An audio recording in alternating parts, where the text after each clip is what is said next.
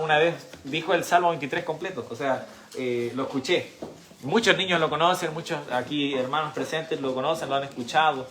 Y decidí hacer un pequeño estudio de la verdad que hay detrás del Salmo 23, pero el versículo 1, vamos a enfocarnos solo en ese versículo. Jehová es mi pastor, nada me faltará. Y como título del mensaje le puse, si dejo que Jehová me guíe, nada me faltará. Entonces, como primer punto, la primera mitad del versículo dice, Jehová es mi pastor. O sea, Él guía nuestra vida. Acompáñenme a Mateo capítulo 16.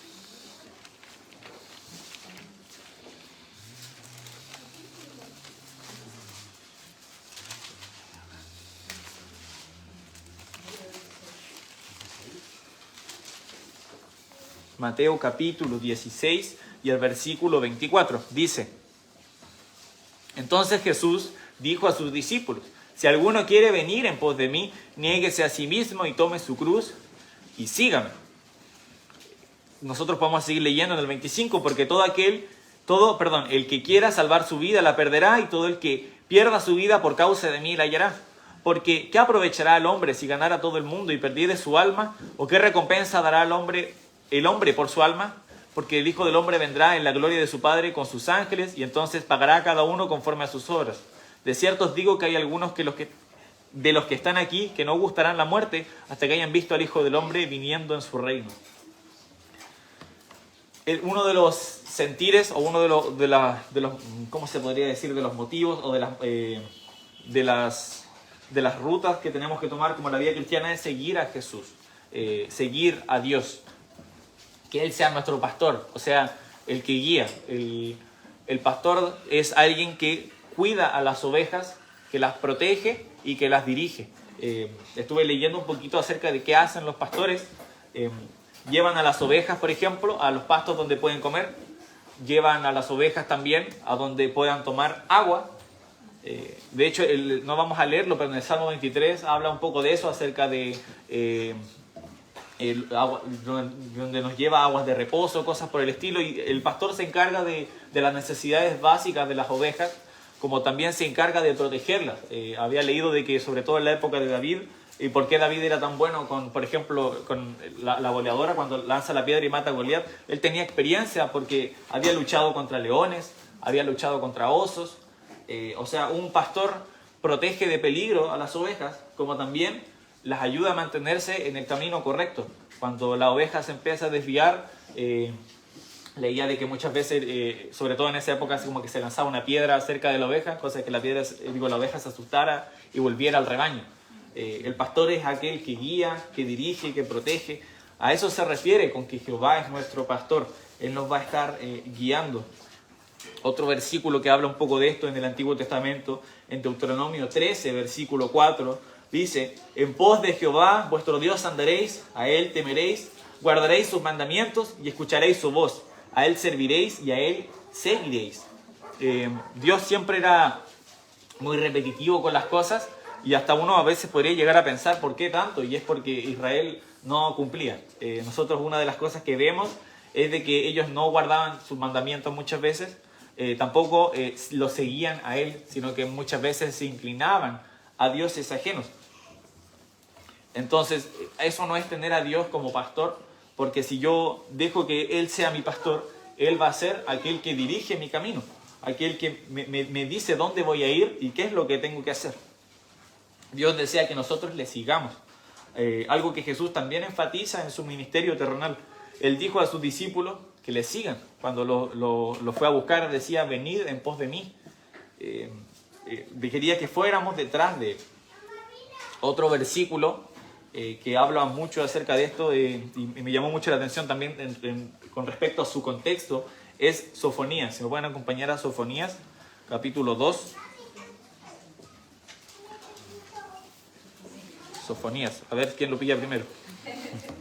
Está después de Habacuc.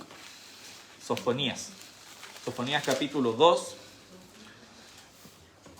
un libro pequeño. Y bueno, este libro en realidad es como una reprensión y una advertencia a Israel acerca del juicio venidero. También acerca de las otras naciones y a Israel Dios iba a juzgarlo por sus malas acciones, porque era, y sobre todo a Dios, hay una palabra que utiliza, estoy buscándola, Dios llama a Jerusalén rebelde y contaminada por la idolatría y por su corazón, porque es cierto de que ya en esta época Josías había eliminado los ídolos. Nosotros hace no mucho yo pude enseñar de Josías, y yo sé que todos conocen la historia del rey Josías, que fue un rey joven, pero con un gran corazón hacia el Señor, y que deshizo a todos los ídolos, aun cuando fue joven, y siguió los caminos de David su padre, dice la Biblia. Sin embargo, el pueblo de Israel aún así tenía un corazón rebelde, tenía un corazón apartado de Dios, y Dios iba a juzgarlos. Dios iba a juzgarlos por sus malas acciones. Y hay una recomendación, una advertencia que hace Sofonías en el versículo 3 del capítulo 2 de Sofonías, que dice: buscad a Jehová todos los humildes de la tierra, los que pusisteis por obra su juicio. Buscad justicia, buscad mansedumbre. Quizás seréis guardados en el día del enojo de Jehová. Yo creo que muchas veces hemos escuchado también de pastor, o lo hemos podido ver a través de la Biblia, que una buena definición de mansedumbre es de doblar nuestra voluntad a la voluntad del otro. En este caso, a la voluntad de Dios. Entonces, es por eso que en el versículo 3 dice: buscad a Jehová todos los humildes, y dice: buscad mansedumbre, porque el pueblo de Israel estaba siendo rebelde, estaba teniendo un corazón que no quería obedecer a Dios. Entonces le dice: sean mansos, sean humildes, algo que es contrario al corazón humano. Es difícil. De hecho, cuando uno, por ejemplo, lee en Génesis el capítulo 13, cuando está toda la caída, nosotros podemos notar que en la respuesta de Adán hay soberbia. En la respuesta pero la mujer que tú me diste por esposa, ella me dio de comer.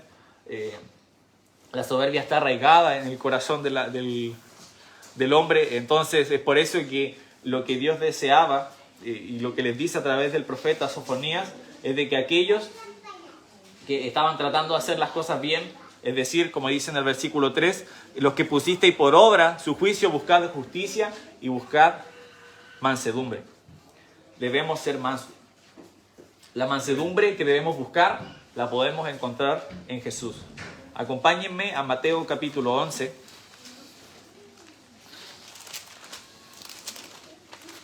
Yo soy así, hermanos, un versículo, otro versículo. Mateo 11, versículo 28. Dice: venid a mí. Voy a esperar que todavía escucho algunas hojas. Mateo 11, versículo 28. Venid a mí todos los que estáis trabajados y cargados, y yo os haré descansar. Llevad mi yugo sobre vosotros y aprended de mí, que soy manso y humilde de corazón, y hallaréis descanso para vuestras almas, porque mi yugo es fácil y ligera mi carga. Es muy interesante este versículo, porque uno pensaría de que la vida cristiana a la hora de ser salvo significa no más yugos, pero todo lo contrario. Se refiere a que cambiemos el yugo, hagamos un cambio. Yo creo que aquí varios conocen lo que es un yugo, pero es este gran trozo de madera que unía a los bueyes para que pudieran avanzar moviendo carretas o cosas por el estilo, y donde van como en sus hombros. Entonces un yugo es un peso, y lo que está diciendo aquí no es de que nos vamos a deshacer de todos los yugos y vamos a estar libres, sino de que nosotros nos pongamos el yugo que tiene Jesús, pero que es un yugo fácil y un yugo ligero. Y nosotros estamos cargados de muchas cosas.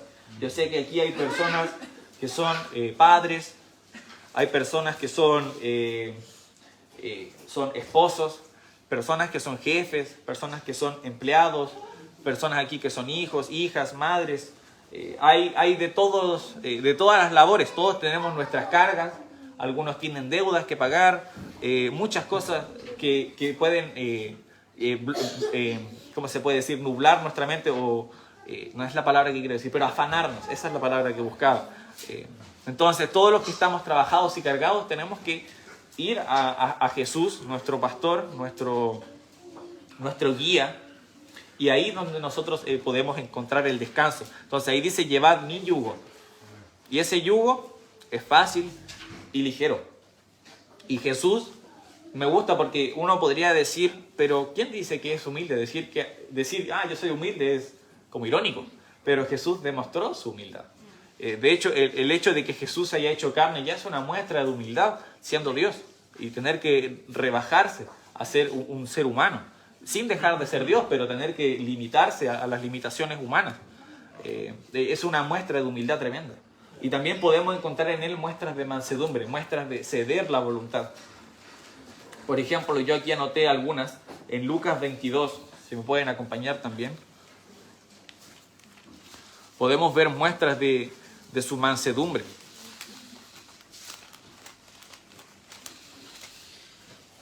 Como él nos da el ejemplo de que nosotros también tenemos que dejar nuestra voluntad y doblarla ante la voluntad de Dios, dejar que Él sea nuestro pastor y nos guíe. Lucas 22, versículo 41. Y Él se apartó de ellos a distancia de como un tiro de piedra, y puesto de rodillas oró, diciendo: Padre, si quieres, pasa de mí esta copa, pero no se haga mi voluntad, sino la tuya. Jesús obviamente no quería morir, pero no solo eso, no quería ser torturado, golpeado. La muerte de Jesús fue una tortura, una muerte como la de ninguno. La cruz es un método de tortura antiguo romano. Así que lo que venía Jesús, que él sabía, iba a ser algo doloroso. Pero él dice: no se haga mi voluntad, sino la tuya. Eso lo podemos encontrar en otras partes de los evangelios. Otro ejemplo que pude anotar acá, en Mateo capítulo 12. Mateo capítulo 12.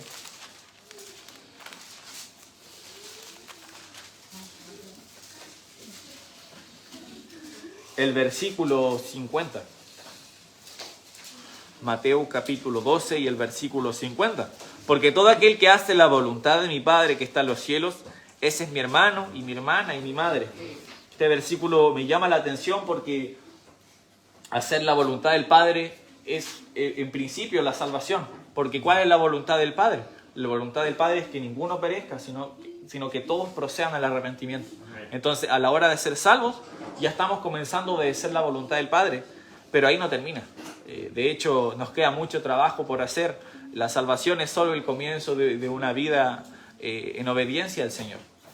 Acompáñenme, por ejemplo, a Efesios capítulo 2, donde podemos encontrar eso.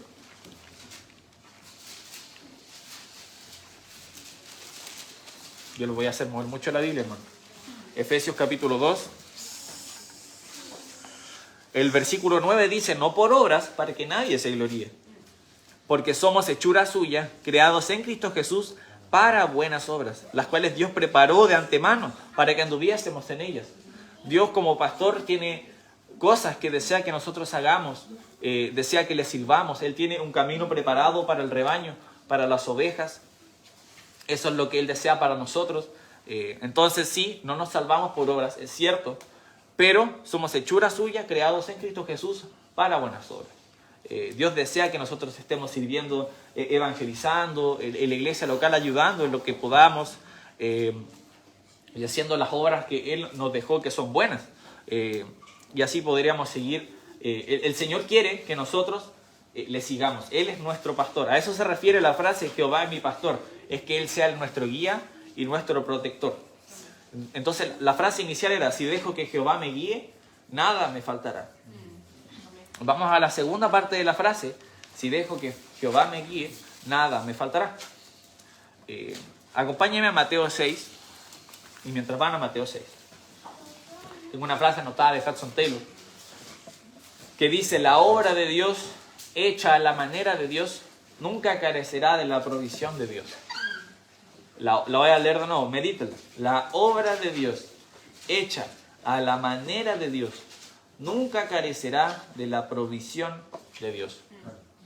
Nosotros podemos ver en muchas ocasiones de la Biblia cómo hombres sirvieron a Dios y fueron provistos de manera milagrosa. Y nosotros también lo podemos encontrar en testimonios. Pueden un día sentarse con el pastor, tomar un café y preguntarle cómo ha sido la provisión de Dios en su vida. Y pueden conversar un buen rato acerca de la provisión de Dios. Pueden sentarse aquí con cualquier hermano que lleve un tiempo a la iglesia y le pueden preguntar cómo ha sido la provisión de Dios en su vida. Y van a escuchar historias maravillosas. Pueden, por ejemplo, leer biografías de misioneros leer biografías como por ejemplo la de Hudson Taylor. Yo hace poco, bueno, no hace poco, hace un tiempo ya, estoy leyendo el libro acerca de la biografía de C.T. Studd. Se lo he contado varias veces ya. Y el último capítulo que pude leer era acerca de cómo ellos volvieron a Inglaterra, estuvieron en India ahora, y ahora van a ir a África. Es como todo es muy emocionante. Y él realmente decía que su lema era el Dios de lo imposible. Él siempre hablaba del Dios de lo imposible. Y es porque él tuvo mucha dificultad, por ejemplo, de salud. Él luchaba con el asma. Esto fue en los años cerca de los finales de los 1800, inicios de los 1900. Entonces, la medicina no estaba tan avanzada. Entonces, el asma era algo complicado. Y él estaba en zonas como India, África, donde era mucho más complicada esas cosas. Y aunque él fue muy adinerado, la verdad es que él dejó todo. Él de su fortuna dio mucho a grandes misioneros, entonces se quedó con muy poco para poder servir al Señor, pero Dios proveyó de grandes maneras. Por ejemplo, en el libro específicamente, él estaba preocupado de la educación de sus hijas, porque yo sé que aquí todos los padres quieren que sus hijos tengan una buena educación. Y él salió de grandes universidades, su esposa también, porque su padre era adinerado. Entonces, ellos tenían una muy buena educación y querían que sus hijos también tuvieran una buena educación, pero no tenían los recursos. Pero confiando en Dios, el libro decía de que se movían los corazones de los hermanos y sus hijas pudieron salir de las mejores universidades en India y en Inglaterra. Entonces, Dios provee, hermanos. De nuevo lo leo, la obra de Dios hecha a la manera de Dios nunca carecerá de la provisión de Dios. Y eso es un principio bíblico verdadero. Habíamos dicho Mateo 6, versículo 33, dice: mas buscad primeramente el reino de Dios y su justicia, y todas estas cosas os serán añadidas. Sabemos que aquí habla de comida, de bebida y de abrigo, de ropa. Y aquí repito las frases: si dejo que Jehová guíe mi vida, nada me faltará.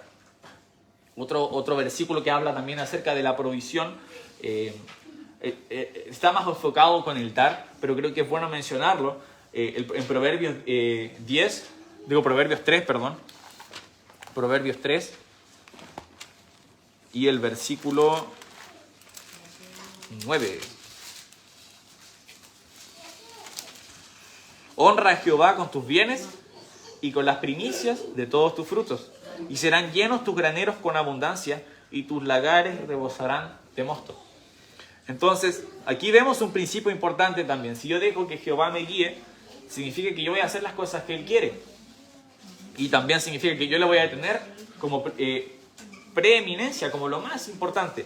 De hecho, hemos estado estudiando en los cultos allá en Puerto Aysén, Colosenses capítulo 1, y en el versículo 18 habla acerca de que Jesús tiene la preeminencia, debe tener la preeminencia en todo.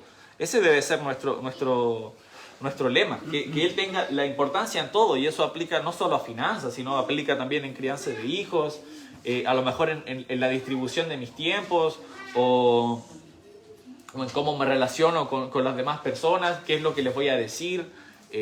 Una frase que también me quedó dando vueltas desde el último culto que estuvimos allá es: ¿cuántas cosas hablamos durante el día, por ejemplo? Decimos tantas palabras o enviamos tantos mensajes, ¿cuántos de ellos fueron Jesús? O cuántas veces hablamos de Jesús. Muchas veces no lo suficiente. Siempre, nunca es suficiente. Siempre puede ser más. Así que Él debe tener la preeminencia. Pero ya volviendo, me escapé un poquito del tema. Si nosotros honramos a Jehová con nuestros bienes y con las primicias, con lo primero de nuestros frutos, nuestros graneros serán llenos con abundancia. Eso de decir de que nos irá bien, nos prosperará bien. En 1 Corintios también habla, no hay que buscarlo, pero del que el que da escasamente segará escasamente, pero el que siembra generosamente, generosamente segará.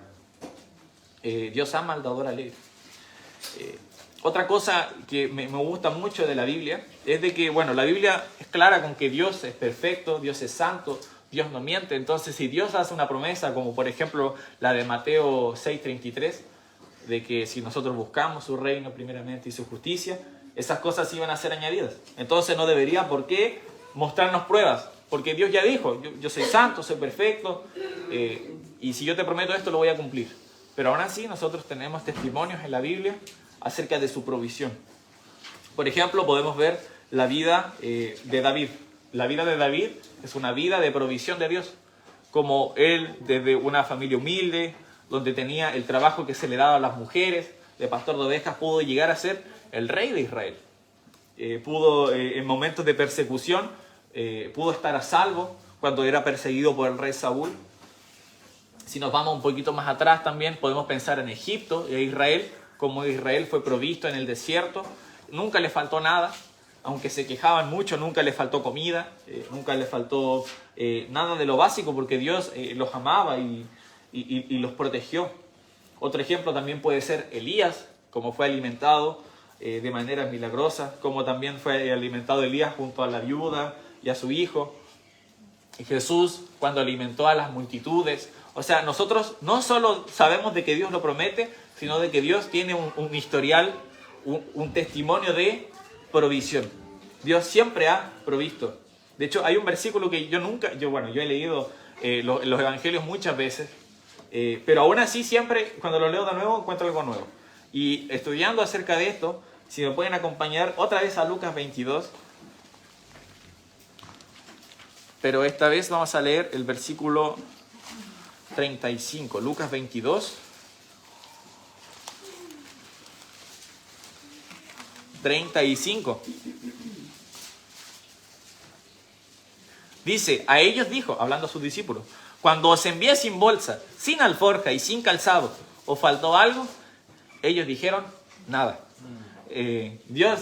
Jesús les envió muchas veces y me gusta porque dice, les envió sin bolsa, sin alforja, sin calzado, pero le faltó algo y ellos dijeron nada. Podrían haberse quejado en ese momento, quizás si le hubiera faltado algo, podrían haber dicho, ¿sabes qué, Señor? Sí, hubo días en los que no teníamos que comer y nos faltó esto, pero no les faltó nada. Esta conversación es acerca de que tenéis que prepararse para tiempos difíciles.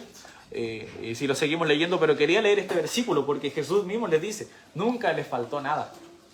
Eso es una verdad que también podemos encontrar dentro de esta frase, y es de que Dios se preocupa de nosotros. Dios se preocupa de nosotros. Jesús se preocupa de nosotros. Jesús estaba preocupado de sus discípulos y por eso no les faltó nada. Acompáñenme ahora a Juan 17. Pensando en eso, de que Jesús se preocupa de nosotros.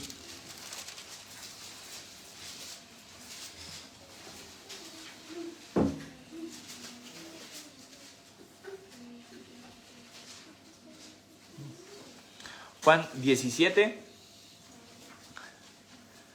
versículo 17. Jesús orando por sus discípulos, dice 17, santifícalos en tu verdad, tu palabra es verdad.